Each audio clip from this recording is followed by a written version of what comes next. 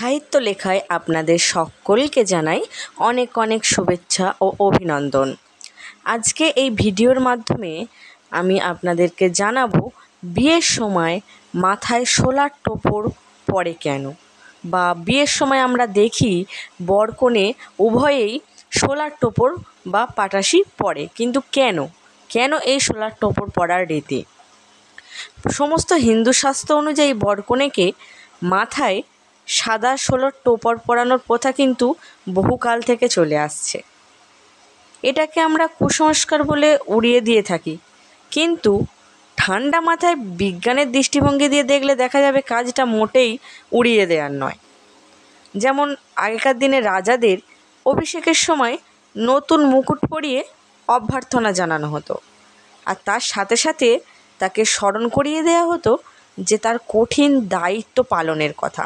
ঠিক সেরকমভাবেই বর কনেকেও টোপর পরিয়ে অভ্যর্থনার সাথে সাথে মনে করিয়ে দেওয়া হয় যে তাদের জীবনে একটা বড় দায়িত্ব ও কর্তব্য এবার পালন করতে হবে।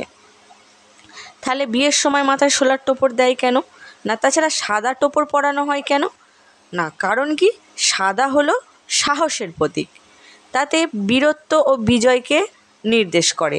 তাই বর ও বধূ দুজনেই তাদের দাম্পত্য জীবন যাতে সুন্দর ও সুখের হয়ে ওঠে, ঠিক তারই প্রতীক এই সাদা রঙ। আসলে শাস্ত্র যেখানে নিয়ম প্রকাশ করেছে, বিজ্ঞানের যুক্তি সেখানে কোনো ফল হবে না। ধন্যবাদ। ভিডিওটি ভালো লাগলে চ্যানেলটি অবশ্যই লাইক ও সাবস্ক্রাইব করবেন।